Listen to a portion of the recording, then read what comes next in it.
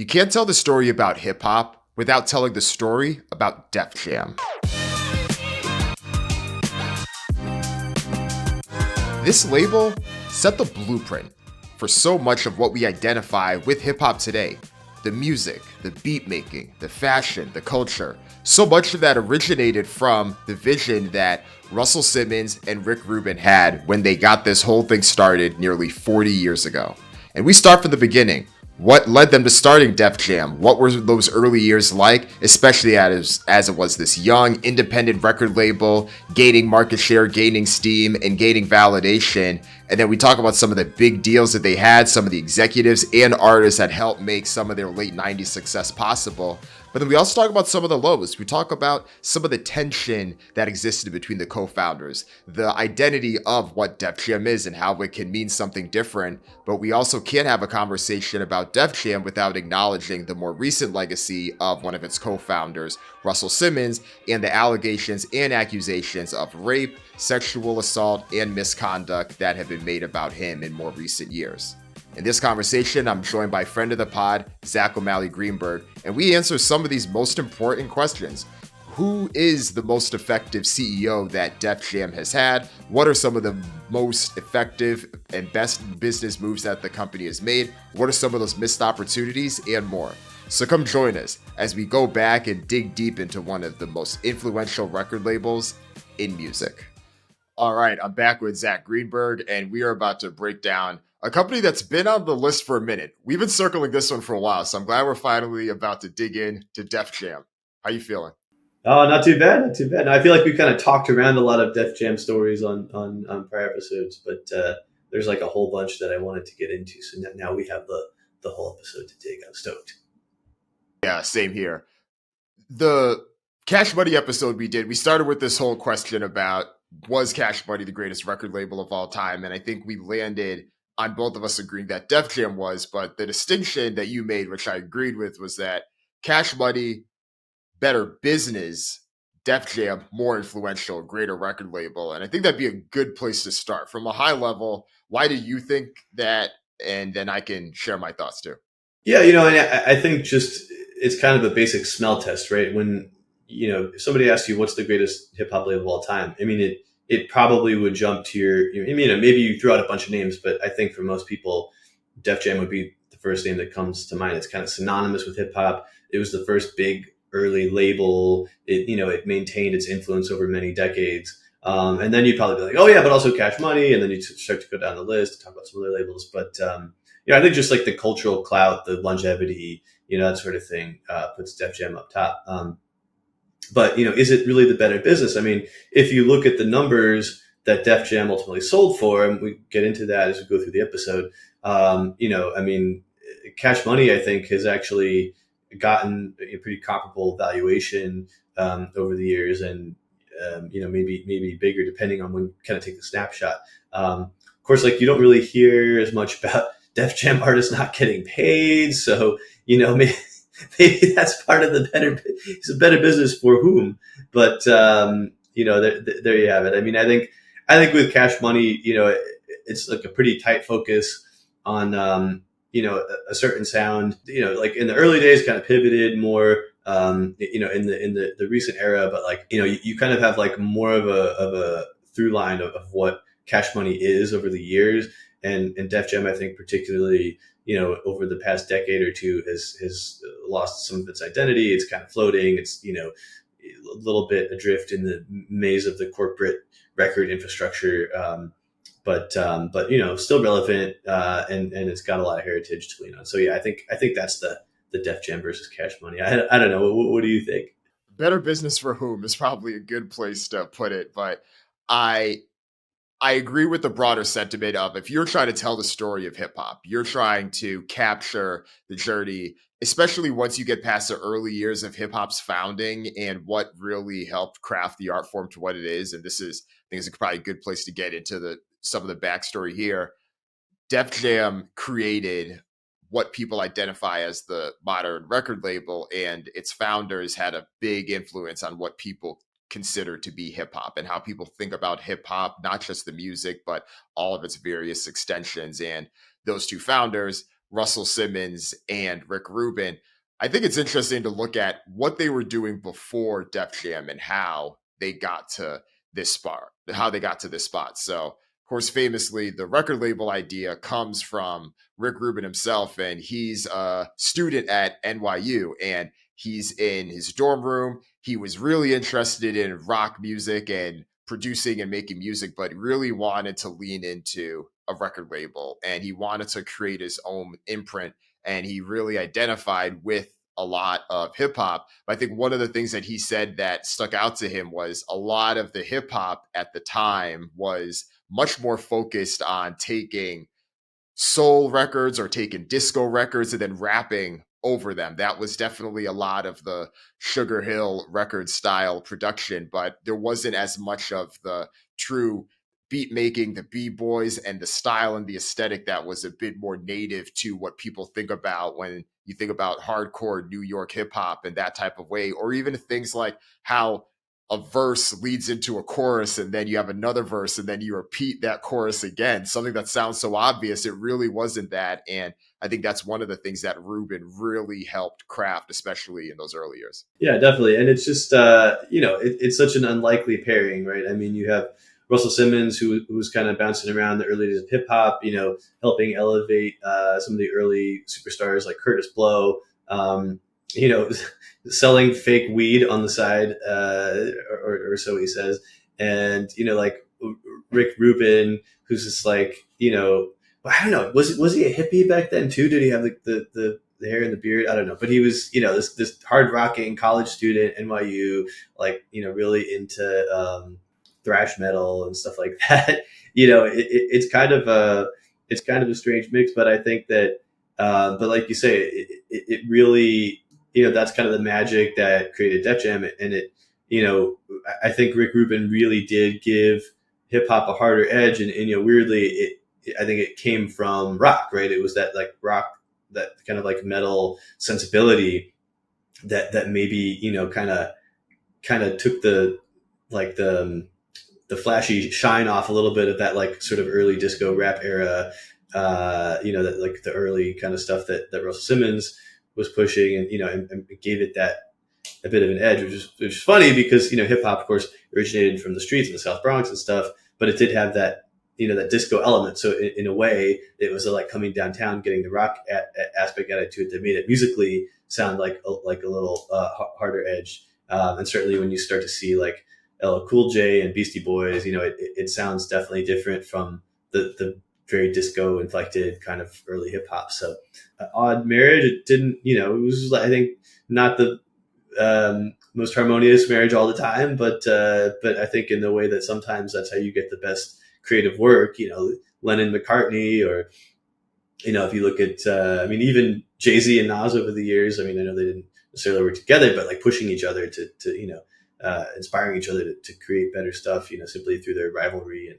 and so forth. I think that's kind of what you got in some way from Rick Rubin and Russell Simmons. Yeah, and how these two met always sticks out to me. So they met at this party for this TV show in the early 80s called Graffiti Rock. It's this pilot episode that they were having, and then they meet there, and they knew of each other's work. Rubin was really admiring what Simmons was doing, especially at the time he had Rush Productions, and he was having several artists on his roster, and he was also wanting, and Simmons himself, he was the one that wanted to meet Rick Rubin because he's like, oh, who's the guy that made this record? Who's the guy that did this? And then someone points to Rick Rubin, and of course Russell Simmons sees him point to this white guy, and he's like, wait, the white boy? So it's this pretty common thing that we see where you see someone, you're like, oh, this is who it is, but they are able to figure it out. And I think what stuck for Simmons is that, okay, it doesn't make sense to have these two things separate, meaning the record label that Rick Rubin's trying to start and the management and the production that Russell Simmons is trying to do. So he wants to bring them together, and then they get things going. And then that's when 1984, they officially do start Def Jam Recordings. And Def, of course, as Rick Rubin says it, well, we'll get to this later, but Def being word to describe, okay, this is something that's cool, this is hip, this is what's up, and then Jam more so the aspect of making the music and enjoying it. But it's funny because if you ask Russell Simmons, he'll say that Rick Rubin was more of the def and that he was more of the jam. So they've always kind of had an interesting split in terms of how they saw things. And I think, as you alluded to, we'll get into this, but how some of that led to some of the challenges that they have. But they were able to at least get the first few records off the ground, get things moving, and things really start to change for them when they get the first big deal that they get for the record label, is a deal with CBS at the time. Through Columbia, they were able to get a six-figure production and distribution deal for Def Jam, and that then gives them the ability to then pick 4 acts per year. I saw some reports that said it was around 600,000. I'm not sure how exact that is, but I do know that it was a 6-figure deal. And this is a landmark because this is the first time that a major record label at the time had done a deal with a hip hop music in this type of way. Yeah, and it's a landmark deal for sure. But don't forget, Russell Simmons was making moves like this, not just on the musical side. In that period of time in the mid '80s, you think of the Adidas deal that he got Run DMC. Bringing the Adidas executives to the Garden, in a skybox, and of course Run DMC goes out. They say, everybody put your Adidas in the air. They put their Adidas in the air, 20,000 screaming fans, and then Run DMC plays My Adidas, and that's how Russell Simmons convinced these executives to give Run DMC $1 million sneaker deal. So it's kind of interesting, this is all happening around the same time, right? The music and the commerce, with Def Jam, with Run DMC, et cetera. Yeah, and the first big deal that they have is with LL Cool J. They sign him. He has a song, I Need a Beat.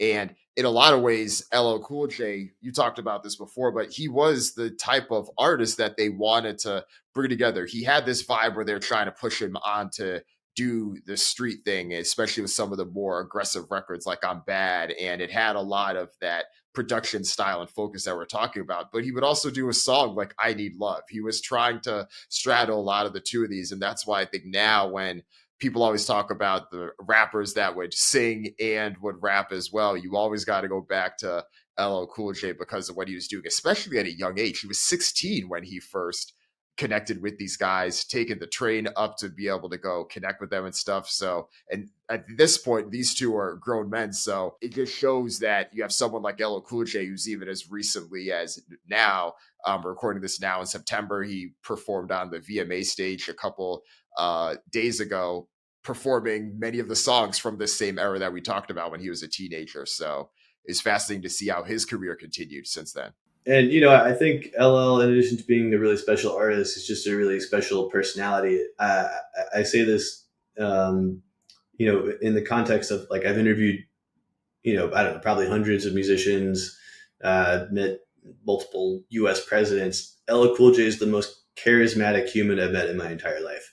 And, I think the first time I interacted with him was at he was pushing this thing called Boom Botics, which was a sort of like ill-fated, like suite of like music editing tools or something at the Sony headquarters. But, like, I don't know, there's just something about, like, the way he walks into a room and just opens his mouth and people are just like, shoop, like it's not even because he's famous. There's just something about him. It's hard to put your finger on. And so I think you could really imagine how even at age 16, if you have the sort of the beginnings of that sort of charisma, that, you could really kind of pull in somebody like Russell Simmons, who's trying to, find the beginnings of this label, like who's going to be my big kind of some of my big artists going forward. And, I think he recognized that charisma in LL Cool J early on, and that definitely shines through in his music, and certainly later paved the way for his acting career as well. He had this energy where, as you said, he's someone that clearly had this unique aspect about him, but he was also malleable in a way at that point, just given how young he was. And I think that worked out well to their advantage, because I remember Rick Rubin was telling the story about how he would tell LL Cool J, for instance, not to wear jewelry in certain music videos, like Going Back to Cali, because that's what all the rappers are doing. at the time. And he was always trying to be a bit counterculture. I think that's something that is been on brand for Rick Rubin in general. But then he also, because he was early, he was also seeing some of the challenges, like anything that Def Jam had, especially in those early days. We know that they did have this success, and I think the three big artists that they had at the time, at least at the record label, were LL Cool J, Run DMC, and Beastie Boys, at least early on. But I think they all came in at a different point and had a different journey. And LL was the one that saw some of those early ups and downs. For instance, when Russell Simmons is going around and trying to shop the I Need a Beat record, he's seeing how the industry still doesn't quite get Def Jam, and the broader industry still didn't quite get hip hop. This was, of course, before they signed the deal, but it wasn't until Simmons then had his Crush Groove movie that he puts out after that people see that and they're like, oh, okay, this is what you were talking about. So I think a lot of that full package of how Russell saw things, like whether it was, as you mentioned, the holding up the Adidas sneakers at MSG or any of the brand things that he did that we'll get into, I feel like that complete focus is something that did help Def Jam get off the ground, even beyond just having the initial production deal. Yeah, absolutely. And, at the same time, it was kind of this Wild West atmosphere at the Def Jam offices. It was, it was a startup, right? It's exactly what it was. And so in my book, Three Kings, I interviewed some folks about the early days of Def Jam and, including Russell. And but some of my favorite anecdotes were from MC Search from Third Base. And he talked about, just kind of hanging out in the Def Jam offices, and there would just be like piles of fan mail for Slayer, who Rick Rubin had signed. And then he would actually like open it and check out the phone numbers, and he would call the fans pretending to be the lead singer of Slayer and just like thank them for their fan mail and all this stuff. So, there was these kind of lighthearted parts of it, and then there was kind of the shady side, right? Like payola was really big back in the day. And, I think in my reporting, people didn't sort of like want to point fingers or anything, but it was known that if you wanted to get on the radio, you had to kind of grease the skids a little bit, and there were radio DJs making like 50 grand on the side plus from payola, and I think that I think Def Jam was not immune from being involved in that either. So we talk a lot about Russell Simmons, and speaking of him as a businessman, certainly a brilliant businessman, but also very Machiavellian businessman. And, so I think that all kind of checks out on my end as well. Yeah, I would agree with that. And the interesting part too is that once you get past the label starting and being formed, that's when things start to evolve, because then you have the Beastie Boys being signed. And at least from a commercial perspective, this was the most successful group that they had, at least in that mid-80s run, at least in terms of album sales that they had. And a lot of people think of them, especially just given the success of the Fight for Your Right song and the album and everything tied up with that, but they were only at the label for 2 years. They ended up leaving in 1987, and they left for Capitol Records. And at the time, and I think still is, but at the time, Capitol Records was seen as the major label. So they almost looked at Def Jam as a stepping stone, almost in the way that, let's say, someone would look at signing with a independent label now, but then they end up getting a bigger deal at one of the big three or something like that, or individual music distributor, and then they go on to sign a big record deal. So they were dealing with some of that. And I remember at the time, Will Smith had this story as well, where he was trying to help Mariah Carey get a deal. This was a little bit later in the 80s. And he was like, oh, I could get you an interview at Def Jam. And Mariah was the one that was like, no, I think I'm going to go try to talk to the Sony folks, because this is what she wrote in her memoir. She's like, I view myself as the star here. And that's how she was able to, I think it worked out for her, just given the time frame and where the label was at the time.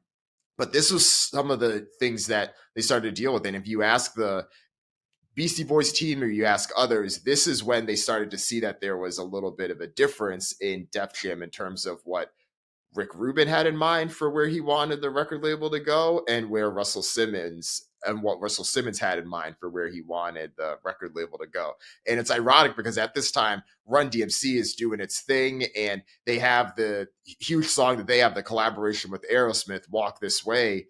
But Rick Rubin actually wasn't. Well, it's funny because there was some tension about that song because some folks felt like, okay, this is a great collaboration to help bring Aerosmith back, but others felt like, okay, well, you just gave Aerosmith this platform to then benefit from Run DMC, but how much did Run DMC actually benefit from that? So there was a bit of this back and forth, and that's a common thread that we've seen from a few times. And there was this memorable quote that Russell Simmons had about why he felt like he and Rick Rubin eventually had to part ways, and it was 1988 that Rick Rubin decided to part ways. And his thing was like, well, Rick Rubin is working on Slayer, and I'm trying to get Orange Juice Jones here. So he has the heavy metal, I have this R&B soul act that I'm trying to push here. How do we have the two of these together? And they both felt like they didn't necessarily have the skills to be able to communicate this in that way, so they ended up parting ways. Yeah, and in some ways, I think it's kind of inevitable.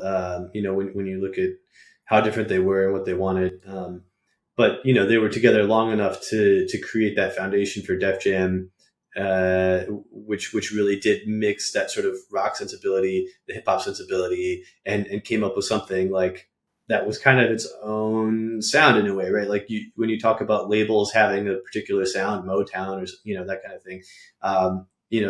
Def Jam, without sort of being so methodical about it, ended up, with, at least you could kind of tell, the types of acts that might come out of Def Jam. It wasn't just the same as every, hip hop act that was coming out in the early 80s. It wasn't the same as every rock act, but it really did have an identity, and, through their differences, they created something beautiful. And I think this is where some of that identity questions start to come, because I think a lot of times people will talk about where Def Jam has been, let's say, the past 15 years or so. And so some of the artists that have been signed and some of the identity differences there about, okay, well, is this label more of a pop and superstar place? Is it more of a hip hop, or is it more of an R&B place? But this tension that Rubin and Simmons had even the 80s highlights some of this ongoing identity, where if you ask someone, is Def Jam more this, is Def Jam more that, different people could have different definitions of it. And that in some ways is the beauty of Def Jam and what makes it so cool. But I think it also is why there have been these at different points, whether it's shifting identities where, no different than any other company, you have a different leader in place. And we'll get to some of this. They have their own different scope and their own different vision for where they take things, but that can change the identity of the company quite dramatically, especially when you're dealing with music and culture. Yeah, and definitely I think when you get big enough, even if you had a particular identity for your record label, just by necessity, you have to just expand into, whatever is big that is kind of related to where you were to begin with. So, if you're Def Jam and, as the 90s go on, you're just kind of like trying to get the biggest acts in hip hop on your label. They're not going to all sound the same, or they're not going to sound like Def Jam sounded originally. Like, you got to evolve if you're going to be sort of like the front, the King Kong of hip hop labels. You can't just kind of like be stuck in the past. And even if that's the sound that you were kind of known for. Right. And this in some ways ties to the Cash Money point we were saying earlier, where yes, Cash Money does have that identifiable sound and vibe, where even if you listen to a song like Number One Stunner, you could hear a through line from everything they did in the 90s and then everything that they've done after that. Even some of the Nicki Minaj stuff, you can still see the connection there. But again, a tighter run ship, but a smaller breach of what it's trying to achieve, versus this is a label that we'll get to it, but was acquired by the major labels and very much acted like one to try to work up and be at the same level as everyone else. Yeah. And, I think, again, like any startup, at some point, you got to have your exit, right? And, that gets into the involvement of Polygram, I think 1994, maybe skipping ahead a little bit, but Polygram bought half the label for $33 million in 1994, which, in today's dollars, I don't know, I have to look up my inflation calculator. I'm guessing It's probably something like $60 million in today's cash, valuing it at 120, which, it's like not a huge valuation, and that's like a pretty big chunk of it to sell. But if you're a startup and you've been kind of working for a decade, almost a decade, even if you're doing pretty well, like most of your wealth is coming from the equity, and you want to get paid. So I think as you start to incorporate bigger investors, again, you have to chase that bigger pot prize. We've seen with so many startups. It's like, yeah, this is a nice like $100 million idea, but if I'm going to invest in this company and I'm a VC, I need this to be $1 billion idea. I need to see a path to 10 billion if I'm going to be investing now, because I want to 5-10x my investment. So I think like any business, even though it's a creative business, Def Jam ultimately did have to keep growing in order to sort of satisfy the financial backer side of it, and that necessitated just chasing the larger pot prize, even moving away from its roots. Like each time you try to increase the growth and increase the potential, you have to reach another concentric circle of the audience, and that means pushing and having artists that aren't necessarily there. And I think one of the things that heightened that deal was the journey that they had, especially late 80s and early 90s, because at this point for Def Jam, the two of these artists, or Simmons and Rubin, have split. Rubin is now off doing his own thing, and Russell is still in charge of the brand. But at this point, Lyor Cohen comes in, and he had already been working on the production and management side. He was the tour manager for Run DMC, and then he gets more tapped into the business itself. And I think he actually starts at an interesting point, because this is where a lot of the downturn for Def Jam was, where by the late 80s, they're not quite as strong as they were. Beastie Boys isn't there. LL Cool J had a bit of a dip himself, trying to figure things out. The one bright spot was Public Enemy, but I also think that they probably got a little bit stuck there, because they could have continued to have even more successful albums, even continuing on in the 90s. But I do think that they got a little bit mixed in the mix with the Def Jam piece of it as well. But by the early 90s, LL Cool J makes his, don't call it a comeback with Mama Said Knock You Out and that album. And then that leads the way for this big deal that we see in the early 90s with the Polygram deal, because at this point, Def Jam was bleeding money. Lyor has said on record that they were $19 million in the red at that point. And he was pretty candid about, he didn't think that he was doing the best job early on running the label. They were signing a lot of artists that just didn't necessarily click. He had this quote, I think this is from a Complex interview he did with Noah that was there. He said, "Do you remember the Afros, the Family, BWP, Bitches with Problems?" He's like, "I didn't think so. It was bad, and I was scared, and I could understandably I get where he's coming from, but boom, here comes Redman, and Redman ends up being in a lot of ways the saving grace that comes through in this time." So he's able to drop the album that was highly regarded. It didn't do as well as maybe some of the other albums at the time, but it paved off the way for all of his successful albums. And then that's when you get Method Man and Warren G and Onyx, and that whole run. There were still other labels that were likely more influential in that mid-90s run. Of course, we've talked about Bad Boy and Death Row before, but this is where Def Jam really starts to make at least a little bit of that resurgence. It still isn't out of the clear just yet, but the momentum was starting to build. Yeah, and Polygram coming in, buying half of the label for $33 million. And we talked about it a minute ago. That doesn't seem like a lot, given Def Jam. But 1994, it's like right before I think hip hop sort of exploded into the mainstream, and then also got kind of, I think, toxic to mainstream brands with the East Coast West Coast thing for a minute there. I think if this thing had happened, there was we'll see when we get to the late 90s. Def Jam is worth quite a bit more, but you may wonder, like, Polygram. Why is Polygram investing in a hip hop label? It's this Dutch company. Actually, the connection between Polygram and Def Jam, or at least Russell Simmons, goes way back to the very beginning. This is another fun story that I reported for Three Kings, in 1980, right after The Breaks by Curtis Blow came out, it was a big song. It was a Billboard charting song in the U.S., but it was also really big in Europe. And so they went out on this little run to the Netherlands, and Russell told me like they knew they made it big when an executive from Polygram met them at the airport, and Russell being Russell, when the guy asked him, what did he want? Could he get him anything? Russell said, cocaine and pussy. And the executive said, absolutely. And so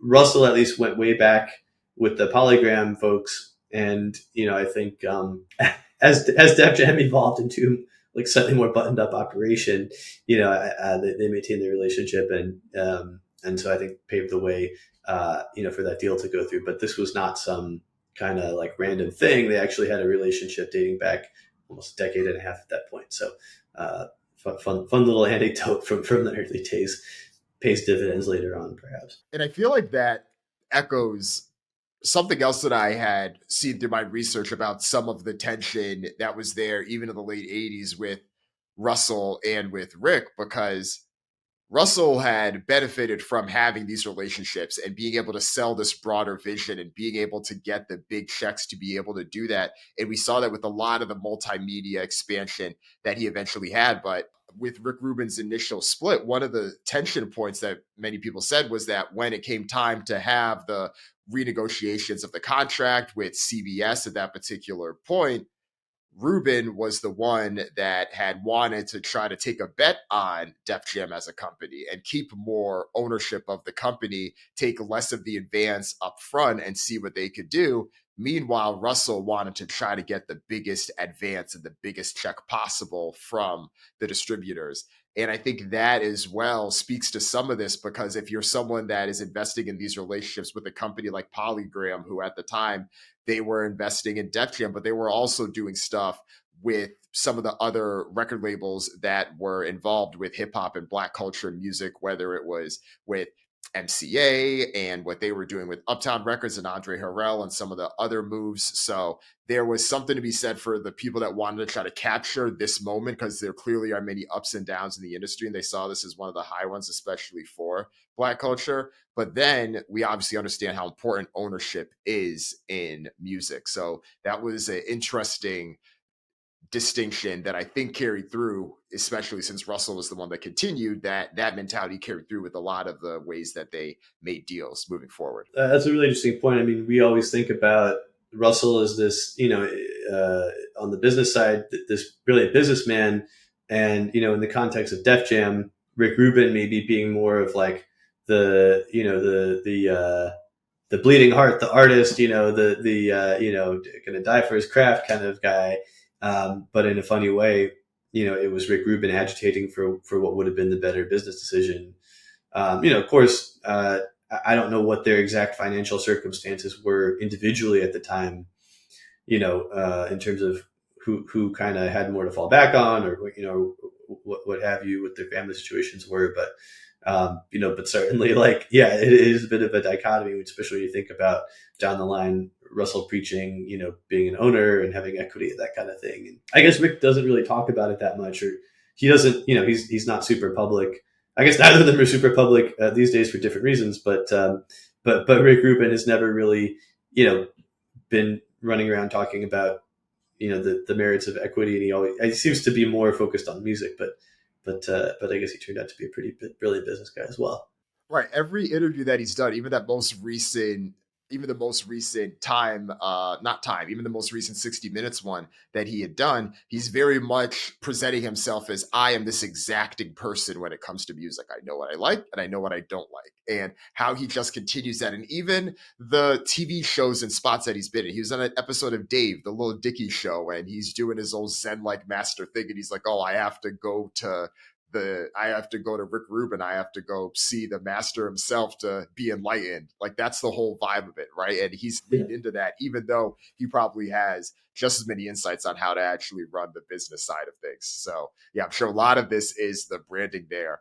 But I will say that I think a lot of this probably in many ways leaned into how Russell Simmons operates and what works well for him, because we've talked about all these entrepreneurs on these deep dive episodes we've done. And it's most effective when they're picking businesses that line up with their mentality, with their perspective. And Russell did have this vision of, okay, how can I extend this brand? And we obviously saw a lot of that in the 80s with the movies like Crush Groove and things like that. But we also saw it in the 90s, because this is where you start to have Def Poetry Jam and Def Comedy Jam. So he's expanding these brands. He has these partnerships with HBO to then have these shows out there. And Def Comedy Jam ends up becoming the ground floor foundation for so many popular Black comedians that went on to have so much success after that. I often think back to Bernie Mac's initial sketch that he had there. I think it's like a 6 or 7 minute bit.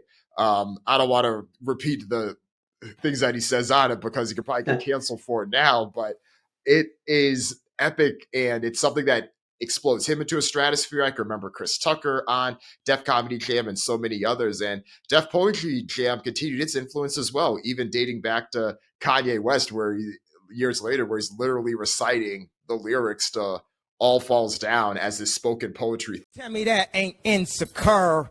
The concept of school seems so secure. Sophomore 3 years, ain't picked a career. Fuck it, I'll just stay down here and do head, cause thing, and then it ends up being a huge hit that he has. It's been really cool to see how that has continued. And obviously Russell did this in fashion as well, which we'll get into, but it was cool to see him build a company that I think did work well to his strengths. Yeah, and you kind of alluded to it, but they were also able to cross promote and keep signing artists now, also with some additional capital coming in from Polygram, but to keep signing the artists that we're going to keep them at the forefront. And so skipping way ahead to somebody like Kanye, but that kept them in the conversation, and he put out the music and also showed up on Def Poetry Jam and that kind of thing. I think they really mastered the art of cross promotion, and that's definitely a big key to the success. The thing is, though, the challenge with taking any money from different people is that they now have a stake in what you do, and they have much more influence and may do things differently. And in the 90s, during Lyor's tenure, we do start to hear more complaints about certain things. And there was a time that Russell was a bit frustrated with where things were going in the business, even after Redman and all of that, because there was a moment he had tried to get on the cover of Vibe or one of those magazines in the mid 90s, and he couldn't get on the cover. They wanted to have Puffy and Biggie. They wanted to have Suge Knight and Dr. Dre. And of course, this whole East Coast, West Coast thing is taking over hip hop. Def Jam feels like it invented East Coast hip hop, and now someone else has the reins to it. So how do you navigate that? And one of the things that started to shift was that Def Jam started to see itself less as the label with the brand that's out in front and more as a label that can become the infrastructure for these other labels that have a bit more front-facing personalities and things like that to take over. We saw that more famously with the deal that they did with Rockefeller Records, but you also saw this with Murder Inc. because Irv Gotti, of course, was an A&R on Def Jam and then went off to go do his own thing. You also saw this with Disturbing the Peace as well, with what Ludacris had done, and that started to work in their favor because they had seen some of the challenges. They had their own frustrations later on with Polygram and Mercury about getting promotion for their records, and they felt like they weren't getting the full promotion for the records because it was less incentivized for the folks at Mercury to push the Def Jam records as opposed to their own. So they're like, okay, how can we help build our own infrastructure and kind of tap into some of the challenges that we were experiencing? And this is one of the things that I think Lyor did really push there to say, okay, how can we, even if Def Jam isn't at the forefront of being all in the video, you still knew that it was a Def Jam record, and that's what he was banking on. And I think that led to some of the later success that they ended up having. Yeah, absolutely. And I think it is kind of a pattern you see with successful businesses in culture, and particularly music.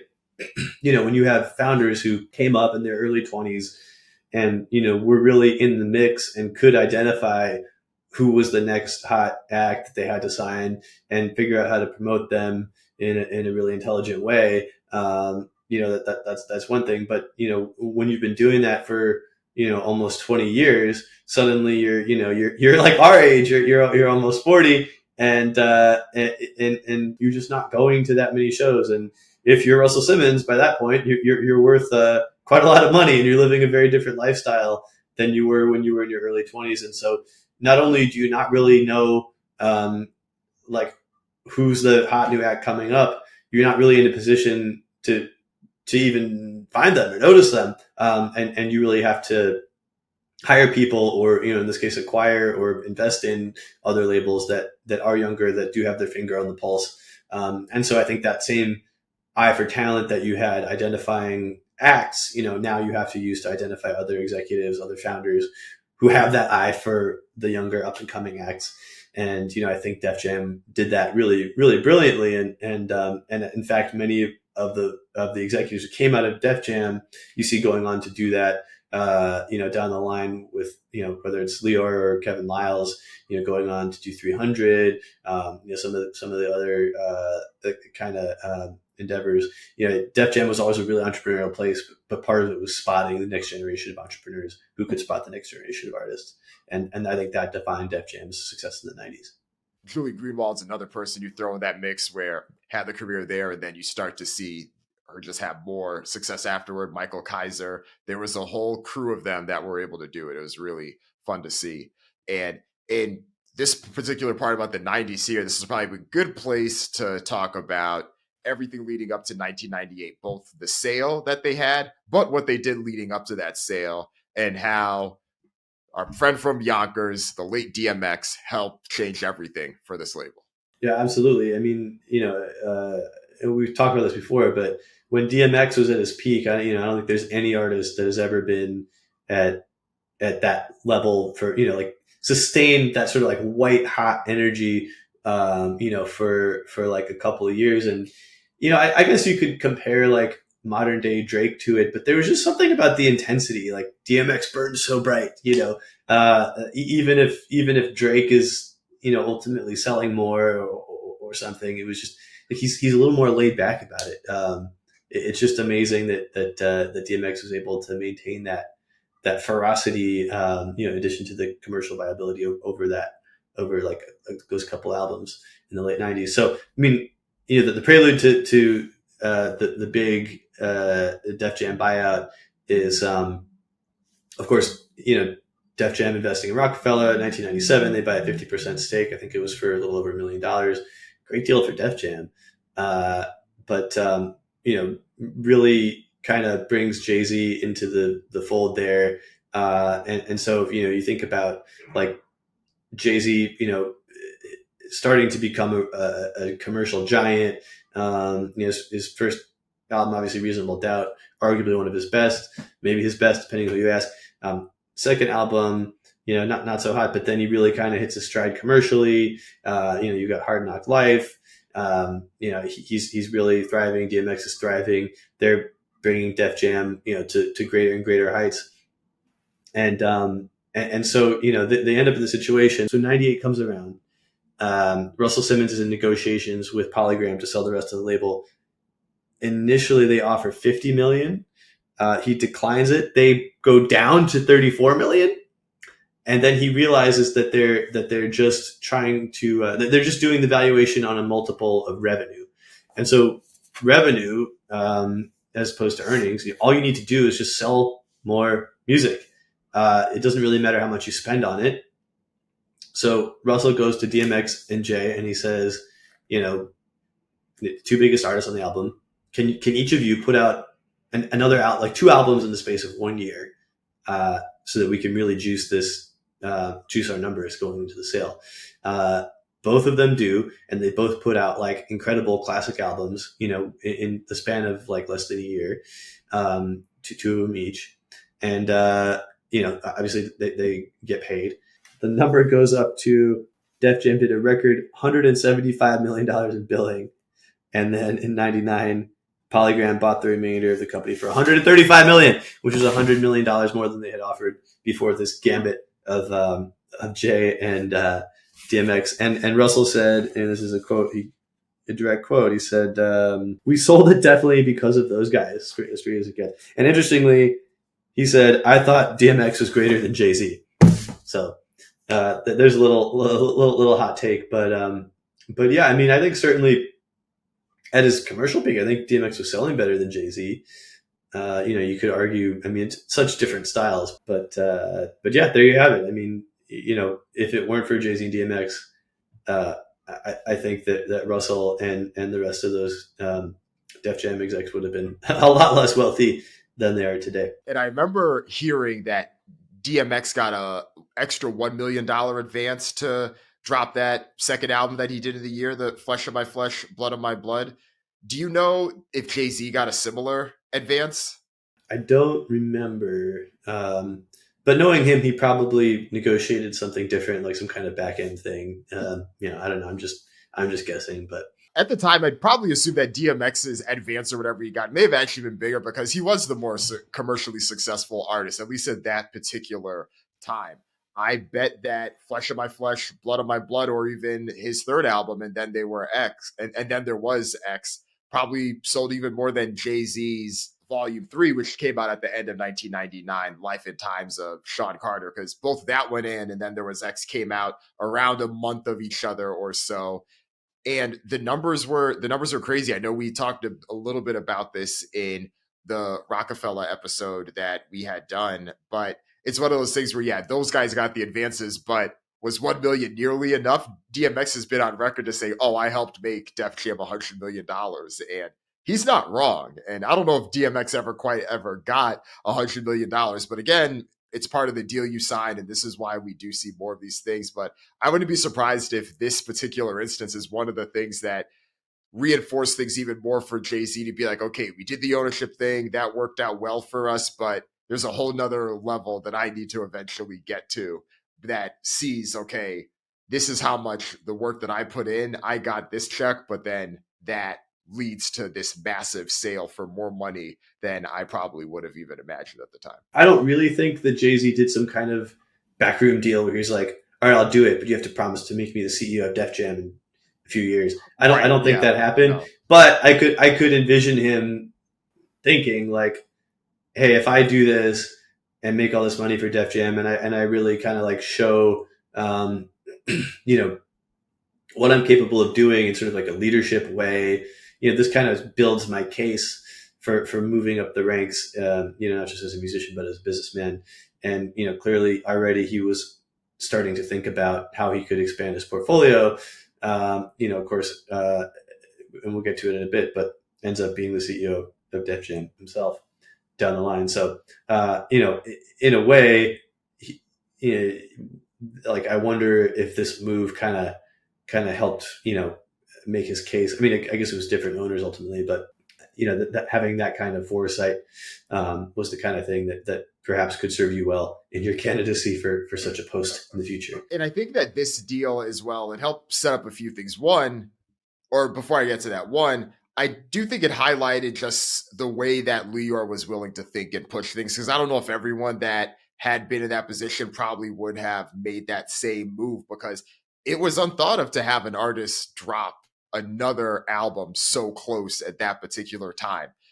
It's Dark and Hell is Hot was still having singles that would have went through, and there's a pretty easy line to see where another executive could have said, okay, well, if we plan to have X drop his debut album May 1998, you could maybe do another one December 1999, which is when his third album was, and not even have another one in the middle, and then similar with Jay-Z to a similar extent. So there was always a bit of the uniqueness there. And I think one of the things that Def Jam had also done was just how it thought about marketing. We talked a little bit about radio and payola earlier, but they, as well as some of the others, were early on thinking beyond radio promotion where, okay, how can we get street teams? How can we get the posters? How can we get the things out?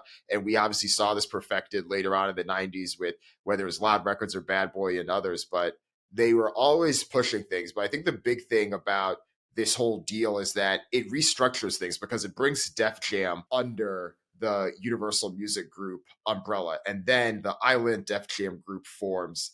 Lyor then becomes president of that. And then Kevin Liles, who had been with him during a lot of this time, then moves into the president role where he is then overseeing the Def Jam label, but still technically Lyor is the one that's overseeing a lot of these other conglomerates. And this is where I do think things shift, where we're now in 2000. The label is firmly leaning into its stage of trying to take the back seat and let other labels come through and do their thing. But it's also the point where any of the ownership stakes or anything like that from original founders is gone. Like, they made their money, they've cashed out, and now this is part of the major record label system.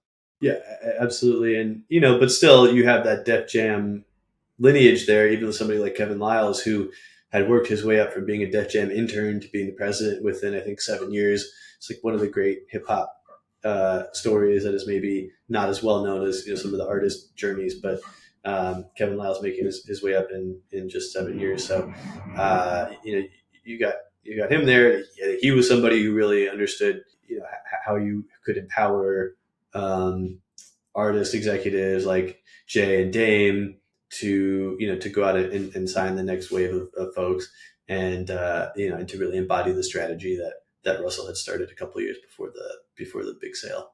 And one of the big wins for him during his tenure was getting into video games. As we talked about, part of Def Jam's identity was always getting into different things. Russell had done it with the comedy and poetry in the 90s, but then video games was big. So he was having this conversation with the folks at EA. They wanted to license their music for an upcoming Madden game. And he says, all right, well, if they're making all this money licensing our music, what if we actually get involved with these games? And it was the perfect combination of things where they had this dormant game. It was called Kung Fu Fighting, but it really didn't have a home. So there was a basis for this. It was this wrestling style game that they had. EA Sports was the company that they were talking with. And this is the time where EA Sports Big was doing its thing, and you had NBA Street. So there was a lot of the culture that I think aligned with it. And then wrestling was popular too, because this is at the peak of WWF's Attitude Era with The Rock and Stone Cold Steve Austin doing their thing. So them having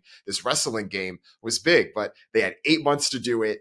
Just given the timeframes that were there, that's an incredibly short amount of time to be able to release a video game. But with people that are used to being able to spin up albums, as we've seen in a short amount of time, they're like, all right, we're going to do this. Let's make it happen. So they work with the artists. They get all of the ones to be involved with it. There's definitely a very interesting story. I recommend you check it out. OK Player had interviewed a lot of the folks like Kevin Liles and even some of the artists and others that talked about it, but they were able to spawn that as a successful game. And they had a few different sequels after that did quite well. And I think that was one of the things that stuck out. And every once in a while, you'll see things on social media go viral where people start tagging Kevin Liles and say, hey, when are you going to make another Def Jam Vendetta game? Even though he hasn't worked at the company for over a decade now, but it's always funny to see that come up. Yeah. It goes back to Def Jam's entrepreneurial roots, right? Starting out with co-founder Russell Simmons, he was an entrepreneur from the very beginning days of hip hop, and kind of coming up in that culture. I think somebody like Kevin Liles was empowered to be able to think outside of the box. This is not just music. This is poetry, comedy, and, video games was kind of a logical next step. So, I think we talk about, you go back to the Def Jam Cash Money debate. I think Def Jam was able to succeed outside of music in a way that perhaps Cash Money was not. And part of it was, this sort of like very expansive entrepreneurial spirit, and certainly like having some institutional funding to be able to, to go and do that sort of thing. But I think hip hop is entrepreneurial. Def Jam is hip hop. Def Jam is entrepreneurial. And, it makes so much sense that they were able to go out and do that kind of thing. Because around this time too, Russell Simmons had officially left the company as part of this sale, but he was timing the market perfectly with Fat Farm and Baby Fat, brands that he went on to then sell for for a 9-figure amount as well.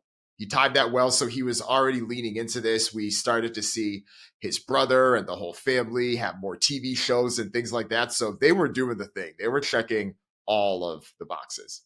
I think also, like, we talk a lot about the startup angle and how Def Jam really was a startup, but if you're a startup entrepreneur, you sell your company, you're getting back at it as soon as your non-compete is up, right?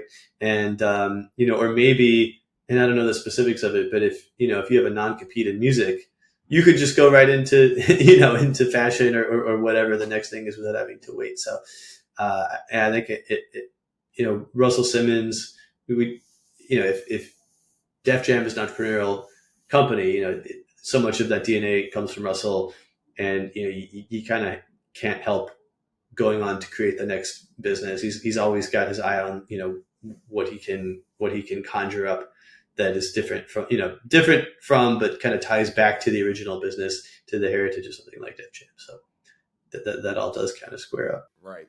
And one of the things that stands out too about this era is that by the early 2000s, we're starting to see the CD era decline, but Def Jam is still doing its thing. These albums are still putting up numbers, whether it's Jay-Z with his Blueprint 2, an album that isn't necessarily maybe the most highly regarded, but it was a double album and it sold a ton of records and it worked out quite commercially successful for them. All the Murder Inc. artists are doing their thing, whether it's Ashanti, who was very successful at the time, or Ja Rule, of course, peak 2000, 2001 timeframe, and then Ludacris, of course, doing his thing with whether it's the Chicken and Beer album, Back for the First Time, the Red Light District, all of his singles from there. And then you have Kanye West coming too, but then you have this interesting moment where, again, some type of fracture or difference paves the way for an opportunity where we talked about our Rockefeller episode, the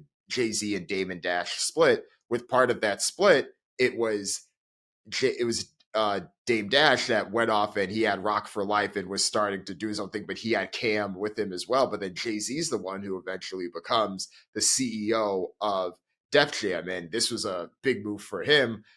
Interesting how it all developed, but I think his tenure in many ways was interesting because it laid a lot of the foundation for what he was able to eventually do with Roc Nation, but him being under the major record label was a bit of a challenge in terms of him being able to do all the things he wanted to do, but then realizing that there were many more people that he had to answer to.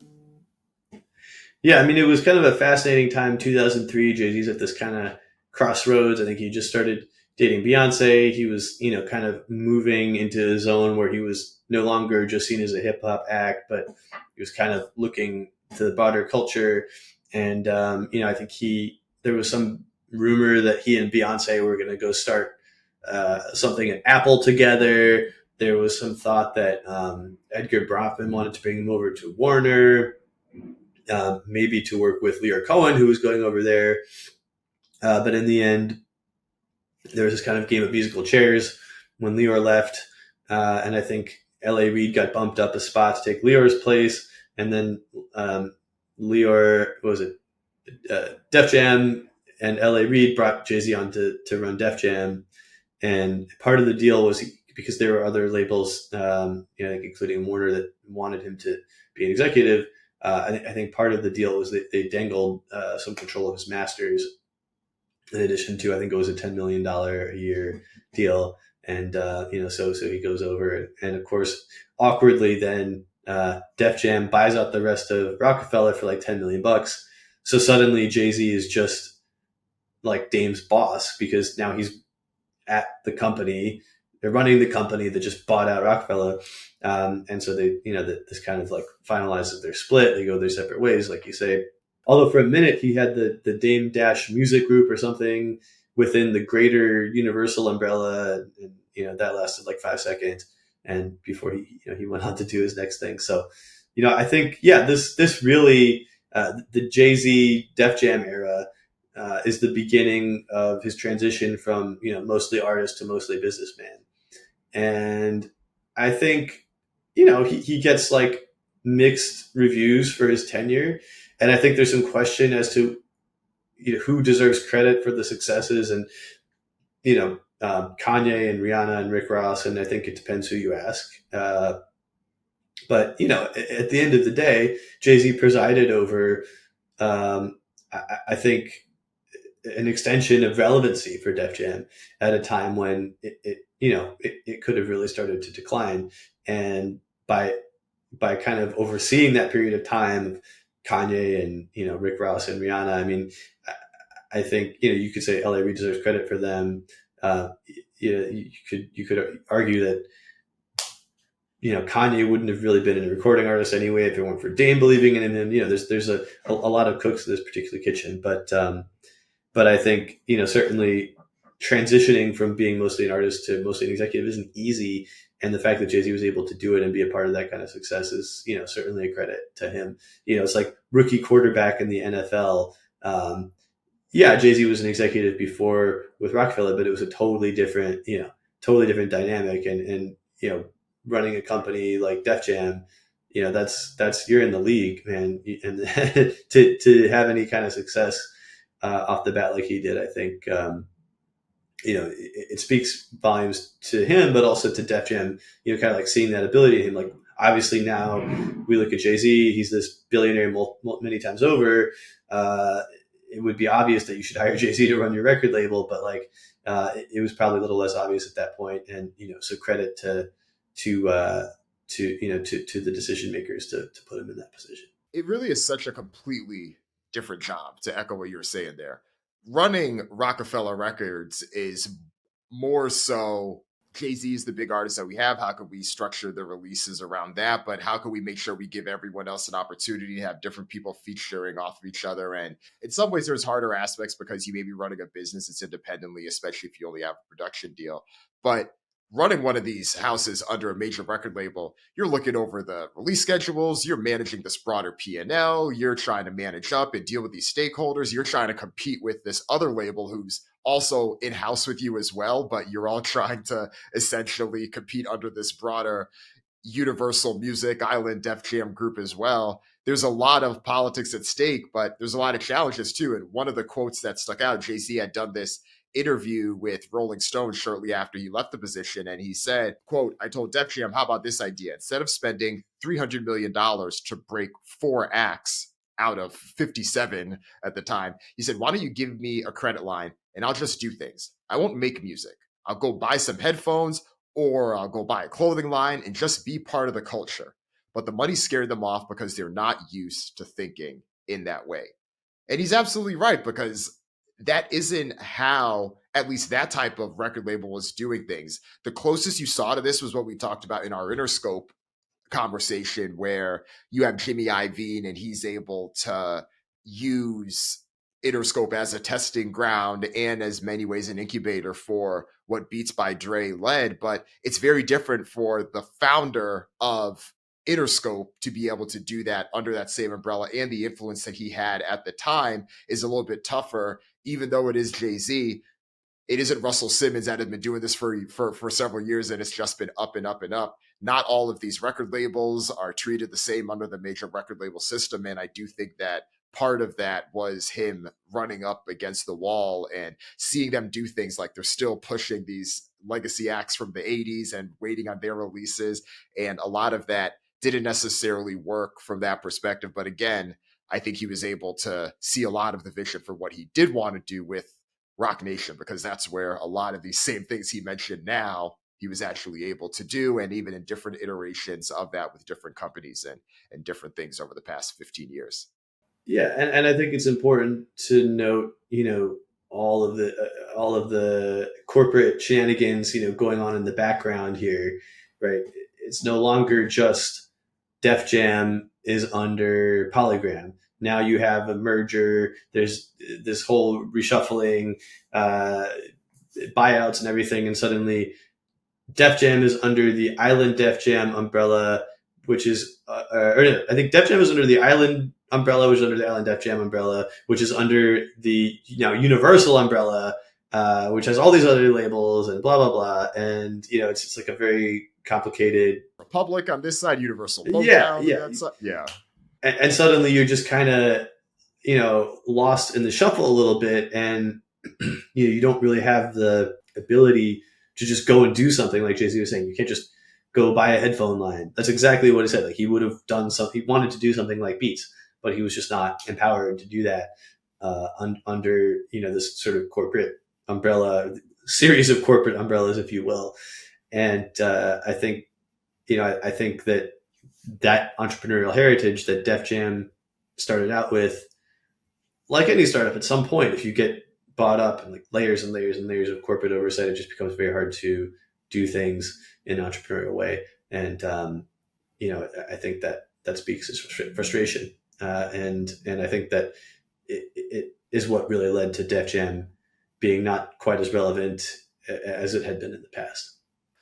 And I think this next era that we're talking about, that we get into where L.A. Reid's tenure starts, he takes over after Jay-Z to lead Def Jam for several years. This is where I do think that a few things happen. One, you mentioned this earlier, but a lot of the credit for some of the artists that did succeed at that time, there is debate on who gets it, but some people may attribute Kanye and Rihanna's success to Jay-Z. Other people may contribute it to L.A. Reid. I do think there's a bit of the evolution of where, depending on who you ask, in the Jay-Z timeframe, the label was still deciding, okay, is it going to be Rihanna? Is it going to be Tierra Marie? Remember that whole thing? Who's going to be the princess? And then now, or not now, but then years later, you have Umbrella, and you see how that record's able to take off under L.A. Reid for that time frame. But then you also have Kanye becoming Stadium Ye and doing his thing. And L.A. Reid's whole thing is, how do we develop these superstars? He does it with Justin Bieber as well. Neo was huge at the time too, doing his thing on the label. But this is where things start to shift, I think, from a vision perspective, because much of that late Lyor tenure and early Kevin Liles and even early Jay-Z was much more of that hardcore New York thing that I think a lot of millennials and older Gen X folks grew up with, and identifying with Def Jam's culture and Def Jam's identity. But then it shifts more into the superstar status, where how can we compete with the biggest labels in the game? How do we just get the biggest artists possible? And Ye was clearly a shift in this. Rihanna was clearly a shift in this, and then even Jeezy and some of the other artists. So you still had a bit of the mix, but L.A. Reid's tenure was much more about, how do we get the superstar artists? Some people definitely had some concerns from a branding and identity perspective, but the commercial success was there. But again, I think it depends on what your flavor is there. But I do think that the Neo piece is one piece that I do think gets a little forgotten there, but there were some successful acts to come from that era. Yeah, definitely. But I think especially with Bieber, it's like, wait a minute. I get that, okay, Jay-Z is different from LL Cool J, DMX is different from the Beastie Boys, but Justin Bieber, like we're really going to a whole different range, more into the pop R&B thing, which I guess was sort of, Island was more, in that lane, but things started to get blurry. Like Def Jam was more of a brand in some ways, and Island was. It was Island Def Jam. What does that even mean? So, you started to like mush things together in a way that they didn't really like have that much of an identity anymore. Then again, you can't really not sign Justin Bieber. I guess they signed him through, it was never just that Def Jam went and signed Justin Bieber. Another complex umbrella of different labels and relationships and so forth. But at any rate, if you have Justin Bieber on your roster, if you have an opportunity to do that, you're not going to be like, well, you're not hip hop, so I'm going to kick you.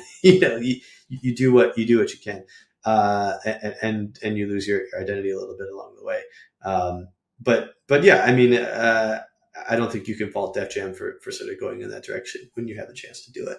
Yeah, I don't either. And it's something I've thought about a lot, because I think that even in past episodes I've done on this podcast, I've looked at it as wow, that was a diversion from the image. But even if we think back again, there was tension in the 80s where Russell Simmons had Orange Juice Jones and all of these other R&B acts that he was trying to push as well. And then even with L.A. Reid, one of the things that he speaks publicly about often is his misread on Lady Gaga. Lady Gaga was signed to Def Jam. She puts out her demo. He doesn't like it, and he says, admittedly, he was impatient about it, and he dropped her, and then she signs with Interscope, and then her career takes off on Interscope after that, and he views that as a missed opportunity. But again, Lady Gaga isn't someone that necessarily may have fit that Def Jam identity of what we thought to be a Def Jam artist, but it did for L.A. Reid, given how he thought about things. So it was definitely an interesting time there as well. You also look at things that he had tried to do as well, whether I think he flew down to Belize to try to sign Shine at one point, and I remember that was a whole big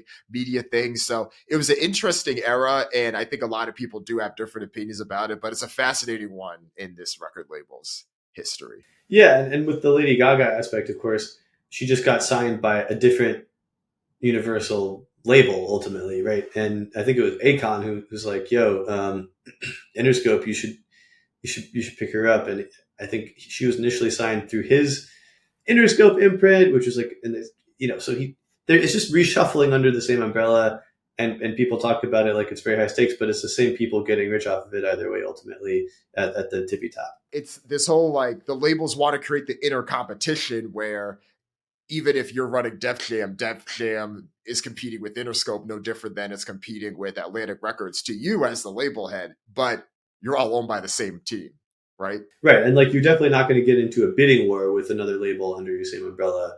I think that would be that would really be frowned upon. But maybe you'll pick up somebody who got dropped from the other one. I think it's not as much of a tragedy for Def Jam, and maybe it's a tragedy for Def Jam, but for Universal, it doesn't really matter. She got big either way. Universal got its coffers lined a little bit more, one way or the other. After this era, things start to shift even a little bit. You had Joey Mando was in the role for a little bit, but it was very brief. After that, you had Steve Bartles was in the role as well. And then I think you start to see more of the shift where I feel like he tried to replicate some of that identity that L.A. Reid had as well, where he's signing Alessia Cara, he's signing Logic as well. But he's also continuing Ye and having a lot of these big records that Ye puts out as well. You have Frank Ocean, but then of course you have the whole entire drama where they weren't able to have Blonde on the label because he then releases Endless the day before, and then that whole thing happened.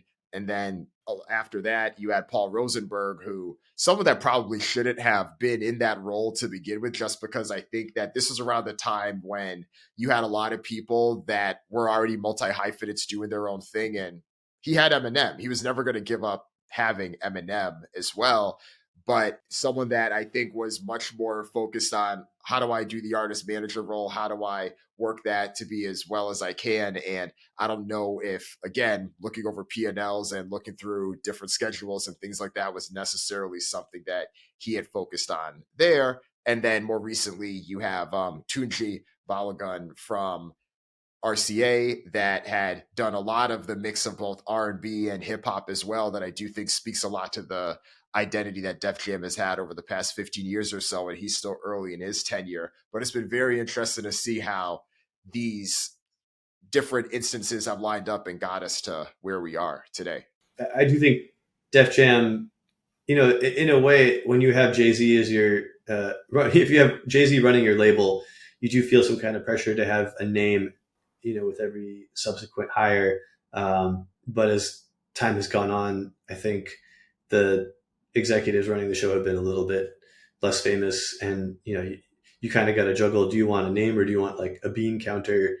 And I think Def Jam maybe can't quite figure that out. There's been like a lot of back and forth on that, but I think really we're increasingly, we've talked about this on prior episodes, but we're in a place where labels don't matter so much, right? You're just not necessarily aware of who's on what label. You're not picking up a record or a CD and putting it into a CD player, record player. You're not really seeing what the label is when you're streaming something on Spotify or Apple Music. And so I think it makes sense that labels are fading into the background in terms of their popular perception or, their image, what their sort of heritage is, what their identity is. And I think Def Jam is no different in the end. Although I think that Def Jam always means something in hip hop, to kids listening to music these days, it probably won't. Maybe it's just for us old farts. And I think recently with some of the moves, they have leaned more into who is the best person we can find to run this business as opposed to the flashy names. Because if you listen to the word on the street, DJ Khaled wanted that position, especially when it was open after Rosenberg left and maybe even before they signed Rosenberg as well. And it didn't happen. Snoop Dogg wanted that position as well, but Snoop Dogg as well, he was signed on to be a consultant at one point, and then this whole death row thing happened, so that was there. Jeezy wanted this role as well, and eventually ended up being similar in the Snoop Dogg way. There, you could be a consultant, you could do this as well, and then we've started to see this pattern time and time again, and then even times more recently, like the guy from Griselda, West Side Gun, I think he said himself, "Oh, let me be president of Def Jam as well, or let me be CEO of Def Jam." So I do think that the shift to Tunji was more, okay, you could see a track record of what this person did at RCA, and that's more so the vision there. So it's been interesting how they've found ways to say, especially as you said, the label isn't necessarily this outward brand as much as it is this internal company we're trying to run, almost in the way of like Paramount Pictures or something like that. And in the movie side, it's less of the name you need that is this like external, like that is always talking to the press and being in videos, but who's the person that can run the company. If we've seen these record labels, the record label CEOs that have been more successful, it started to be a little bit more like that in a way. We've moved a bit more away from folks like your Jimmy Iovine's, and it's a bit more of your John Janik, someone who really doesn't do as many outward interviews like that, but is highly regarded in terms of the work that he does, or folks like the Littmans, who I think people outside the music industry probably don't know, but if you're in the industry, you do, and things like that. So I feel like that's where some of the more recent shift has gone. Yeah, but at the same time, you have labels like Quality Control or 300, or some of the labels that have come up over the past decade or so, and you do have sort of like charismatic founders, who are fairly well known, who are kind of out there more, and and I think that's what you do if you're that kind of a founder, if you're that kind of executive. Whereas maybe the type of folks who would be more drawn toward running a label that is now nested under several other labels in a giant conglomerate would be more bean counters. But then again, of course, there's the prestige, and that's why you have the Snoops and the Khaled's interested in it too. And I think that's a lot of it is sort of the afterglow of Jay-Z being there, right? It's like this really prestigious thing, and he's sort of the prestige name, the number one prestige name in hip hop. So that has left a certain shine to that position, and probably always will, as long as Def Jam is out there putting out music. Maybe the distinction then is the independent labels that are coming up doing their thing versus the ones that are in-house part of the major system already, right? Because like, Def Jam's been part of the system for like 20 plus years now. But if you're coming up in your Quality Control, you're coming up in your 300, you do need a showman to some extent to sell the vision in a way where it's less that from that particular way. So maybe that's the distinction here. It's still Absolutely beneficial to some ways, but you see it a bit more on the independent side. Yeah, totally agree. Yeah. With that, I think it's a good time to get into some of these topics here. What do you think is the biggest signing that Def Jam did in its history? It's a tough one, but I think I'd probably go with LL Cool J. Just, to start off with that kind of a bang, to have, an artist who was rooted in the very early days of hip hop, who kind of grew with the label, helped the label grow, the label helped him grow. This great symbiotic relationship. Hip hop legend, been there, for consistently putting out music, more or less. I mean, I know he's been more in the Hollywood world, for the recent couple of decades. But yeah, I mean, I think, if I had to think back, like, would Def Jam have been Def Jam without any one artist? I think LL Cool J is the first one that comes to mind of like the identity of the label, and it all kind of grew out from there. Yeah, he's my answer too. I think it has to be him. He set the tone. He hit that hybrid that we're talking about that was part of this label's identity for a lot of time. He's always stayed close to the label to some extent that I think has worked well with him. And then even as recently as 2-3 years ago. I forget when the exact date was, but he re-signed with the record label, and I know that he wants to continue to put out music and do everything he's been doing there. I think there's other artists you could make a case for in particular ways, just to kind of highlight some honorable mentions here. Of course, Kanye's continued relevancy with the record label the past 20 years has clearly been influential for them. As you talked before, Redman, even though he was never the biggest commercial artist, I think was very pivotal at the moment that he came, just given things that Lyor has shared as well. And then DMX during the late 90s was just another level of success as well. I think Rihanna's another one too that you could put into that same category, just in terms of how she was signed to the label when literally every summer she was releasing an album from 2005 up until she started working on Fenty Beauty, right? And they were able to reap the rewards from a lot of those.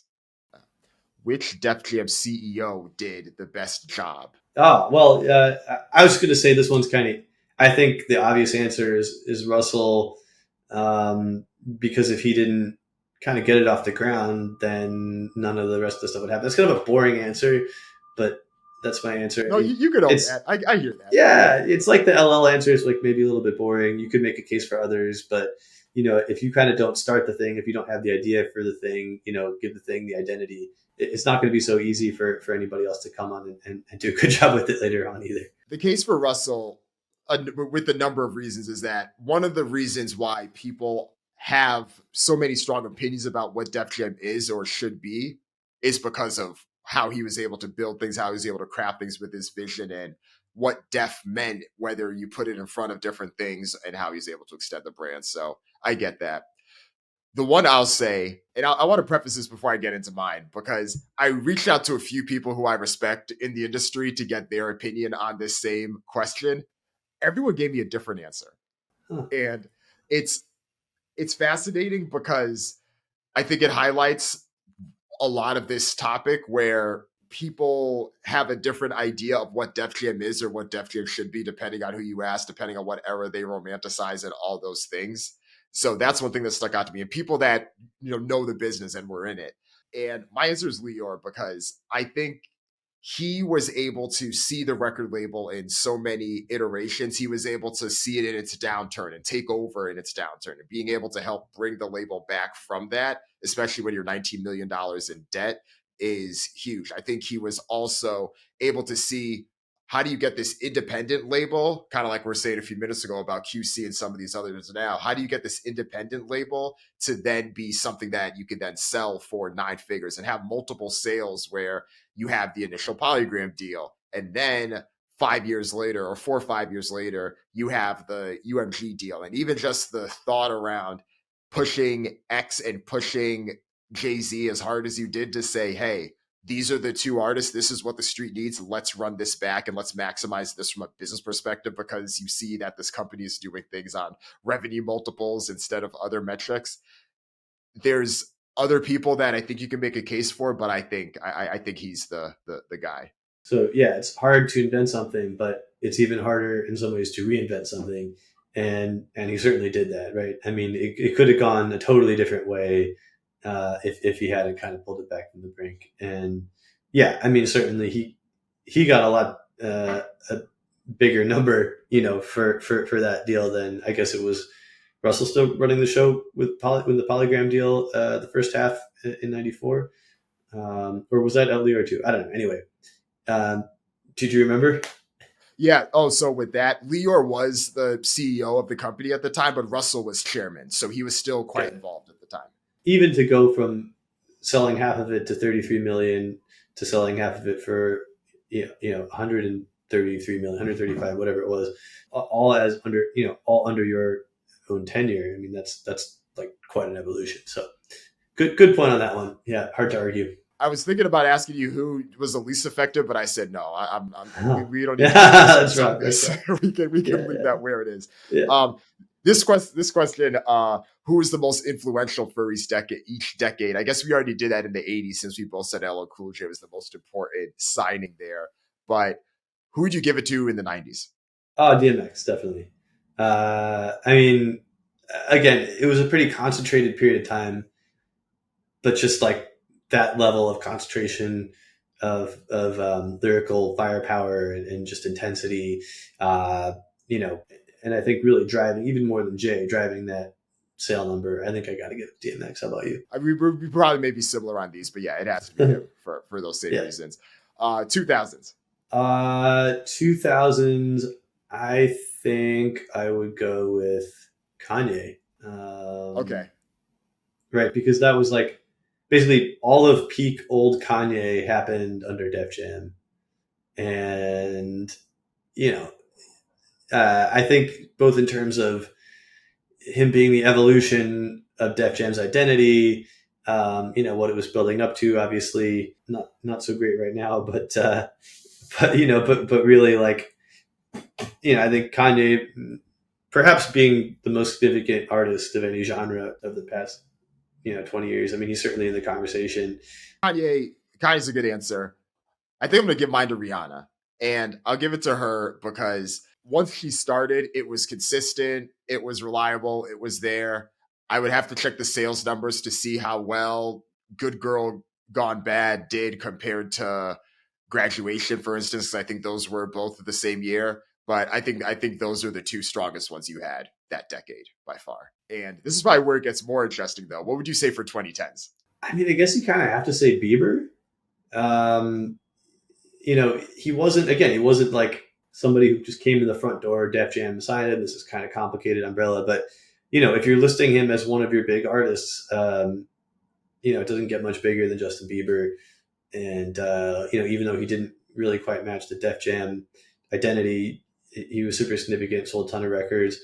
And, he's under the umbrella. So I'd probably have to give it to Bieber. Yeah, I wish I could say Frank Ocean here. I wish I could. I can't because there wasn't enough output, and the masterpiece Blonde that he put out wasn't even on Def Jam, right? So you can't say him. Bieber is the most successful they've had. I mean, that record that Sorry was on was huge. That has to be one of the biggest albums that Def Jam had this entire decade. I think Logic was another artist on the album, on the roster, that was commercially successful as well. I forget what his current deal status is right now. I think he may be off the label and doing his own thing at the moment. But yeah, I think it would have to be him. Dark Horse. Do you think it would have to be Bieber or Logic? Oh, if I had to pick, I'd still pick Bieber because I think his records are still bigger than. Yeah, I think that album that like Sorry and Love Yourself were on. I think it was called Purpose, Justin Bieber Purpose. That album was huge, and I think he has the most. He's one of the artists with the most billion stream songs on Spotify, either himself or featured. It's at least 10 of those songs, which is more than anyone else. So I know that he's had some trouble on the touring side and things like that, and of course drama with Masters ownership and management right now. But on the commercial side of the record, he does put up streaming numbers, and that's the side that a record label is concerned about, at least. So yeah. But I like the Logic call out too. A dark horse business move that doesn't get discussed enough from Def Jam. Okay, so I'm gonna combine this with biggest miss. I'm gonna say signing Jay-Z. It is both a dark horse business move that doesn't get discussed enough, and it's a big miss. So when Def Jam signed Jay-Z to be CEO, right, we talked about this. Jay-Z's tenure has gotten mixed reviews. Who really deserves credit for the signings, whatever. But I think just simply by having him be CEO in the early aughts when he was mid to late aughts when he was CEO, extended Def Jam's relevance for years, maybe decades. The fact that we're still talking about Khaled and Snoop wanting to be CEO of Def Jam potentially, or they did or they do or whatever.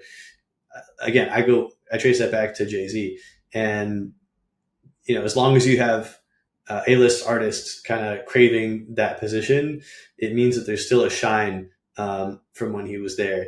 And I think that alone, regardless of whatever decisions he made, gives Def Jam, kind of an ongoing viability that it might not have had. Who knows? I mean, the brand was pretty strong, but I think having Jay-Z's luster on it has extended it, I think, for pretty long time as well.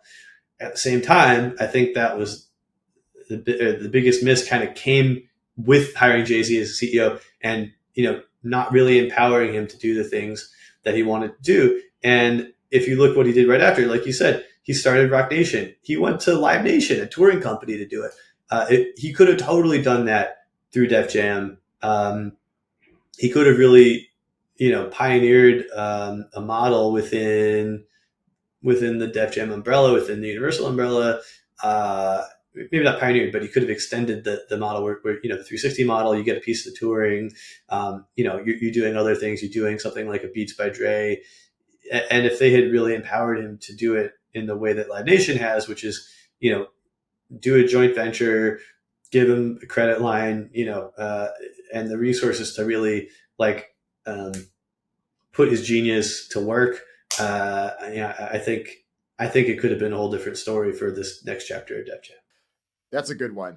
And huge missed opportunity, like you said, because the labels could have done this. Because remember, at this time, that's when people were trying to figure out how do they get the most of what they could do in the CD era? How can they figure things out? And it actually reminds me of Rick Rubin, when Rick Rubin had of this quote from, ended up having his job at Warner, because he talks about where music should be going at the time. And at the time, Steve Bartlett, he wanted Columbia to have their artists essentially do these massive deals where they get a piece of the touring, they got a piece of the merchandise, the online revenue, the whole 360 deals that you saw. So this is at the same time when people were trying to push these deals. And even as early as 2007, Rick Rubin was one of these people that was pushing the record labels to try to do online subscription-based music streaming. And his quote was, quote, you could pay $19.95 a month and the music could come from anywhere you like. In this new world, there'd be a virtual library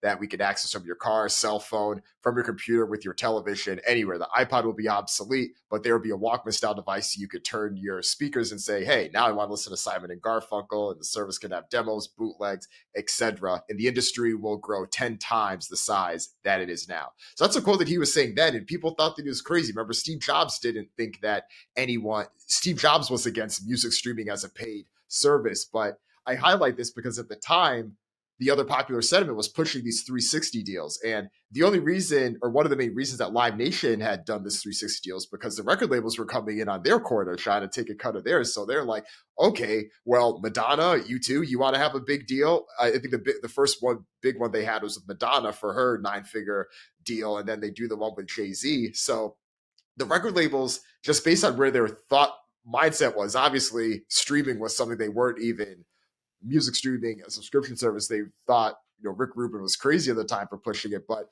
if you were already offering 360 deals, you could have offered Jay-Z that Live Nation deal the same way that you discussed. Would they have offered him $150 million the same way that Live Nation did? Who knows? But they probably should have, right? Because Live Nation got a cut of the albums that Jay-Z released after that, like Blueprint 3. I think that was the first release that came after that deal. And then Watch the Throne, Magna Carta. So there were a bunch of them there. So I share that to say that's a really good call out. And yeah, it could have been that way for the labels, and it wasn't. It could have been Def Jam doing that deal instead of Live Nation. And I mean, in some ways, it's hard to really fault them for that. I mean, that's almost like a Netflix pivot. Like, why didn't Blockbuster do that kind of thing? I mean, yeah, they should have done it, but it's like, it's hard to fault somebody for not sort of reinventing a category. It's hard to fault somebody for not doing a brilliant thing, right? They were just doing the obvious thing. They were doing the brilliant thing. It probably goes back to being under this very complicated corporate umbrella, and it just is harder to do the brilliant thing. You just want to not get fired, for whoever's reporting up. The motivations are a little different. So, but definitely, yeah, and I think to your point too, I think it's a little bit easier for an events promoter to offer you an advance on your next album than it is for a major record label to offer you guarantees and events promotion services or anything absolutely. Like that. Yeah. The Dark Horse business move that I'll mention, I talked about a little bit earlier, but it was Def Jam's ability to take the slight step back and let the other labels on the forefront under its umbrella take the reins to some extent and push things forward, but the Def Jam brand still remains strong. We talked about Murder Inc., talked about Rockefeller Records, talked about Disturbing the Peace, and how successful each of those was with their own flagship artists behind that, and Def Jam reaped the rewards for all of that. You had laid out why it was so effective earlier. I do want to echo that one again because I don't think that piece gets discussed enough. And for all of the times that people have tried to launch vanity labels or have different sub labels under them, especially in hip hop, it's this one and it's Cash Money, Young Money. And after that, I think that the list is slim of how effective these actually are when they do happen. Yeah, no, that's a really good point. Totally agree. And with that, close things out. Yeah, who do you think won or lost the most from Def Jam? It's a really tough one. I mean, if you want to get kind of philosophical about it, you could argue that any number of artists who went on to become billionaires, Jay-Z, Kanye, Rihanna, got their platform in part from Def Jam for who won, right? But I'd probably go with Russell because he got all that plus, a lot more of the proceeds every time the company sold. It's maybe the easy answer, but yeah, I think it's pretty straightforward. You can make a case for Lyor. He did pretty well. He went on to a whole bunch of lucrative and prestigious posts. As far as who lost the most, I might say relative to what he could have had, I'd say DMX. Obviously, he won a lot at Def Jam. He made a good amount of money. But, I think if he'd played his cards differently, he could have made a lot more money. And if you look at sort of those two cases of Jay-Z and DMX as two artists, who were the hottest artists on the label and probably in all of hip hop at the time, they followed obviously really different trajectories. And, it's hard to say. No, I don't know that he lost the most from Def Jam. He could have gotten more of the spoils for sure. But I think he could have also gone on, to benefit from the platform greater, which wasn't really Def Jam's fault. And, I don't think it was DMX's fault. He just had these demons. Rest in peace, poor guy. But, I think that DMX's commercial, his business legacy nowhere near matches his artistic legacy. But maybe he didn't really care as much about the business side and he really did care about the art more. And that's cool too. I'll actually do Jay-Z for mine in terms of who won the most. And I think it's for a lot of the reasons you mentioned. Him being in that CEO position, I do think we talked about the impact for Def Jam, but I also think it helped him as well, even if there were mixed reviews about what he was actually able to do during that 3-4 year stretch. It benefited him everything after that. And even the whole line of I'm a businessman, I'm not a businessman, like him being able to do that, saying that after or while he literally is in that role on the Diamonds remix. And I do think that is the most frequently mentioned hip hop lyric that I've heard since that came out, just from people. And with all the things he's able to do since then, I think that works out for him.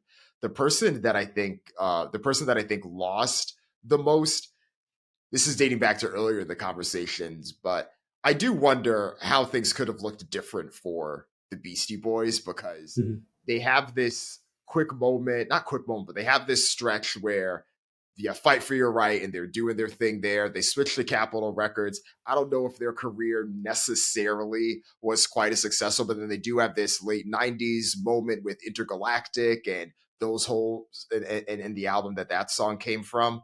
What would it have looked like if they were able to still continue from Russell and Rick being able to figure things out and their career being able to be successful? We've clearly seen how rappers and artists that look like them have went on to have very commercially successful careers in hip hop music specifically. They were the most commercially successful artists on the label of the 80s.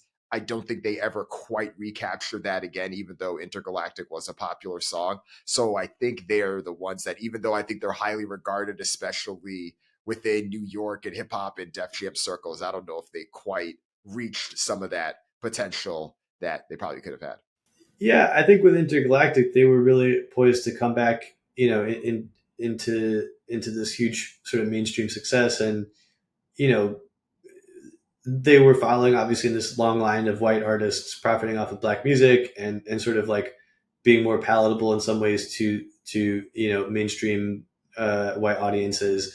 Can talk about the thinly veiled racism and kind of embedded in some of those audiences and why that happens. All the way from Elvis to the Beastie Boys up to Eminem, but in a way, it was Eminem who just kind of preempted them after Intergalactic by bursting onto the scene. And he was sort of like the white rapper that I think sucked up a lot of the oxygen. And suddenly their stuff sounded very tame, right? They were kind of the rebels. And then you have Eminem, and it's like, holy shit, they're not like that kind of level of rebelliousness. And I kind of wonder if Eminem took up a space that they might have gone on to occupy after Intergalactic. Yeah, with that, anything else on Def Jam before we wrap things up? I think we just about covered it all. Sorry to end on the somber note there, but no, I think that's all. I think that's all she wrote. Legendary run for this record label. I'm excited to see what this next decade brings as well. I think it's in an interesting spot, and I do think that music in general is in an interesting spot right now, just with how major record labels work and behave. And it's been interesting to do this one and the Interscope one because there's definitely some similarities, but I think there's some key differences too. But yeah, this was fun. Yeah, right on. Thanks, Dan. All right. Thank you. Appreciate it.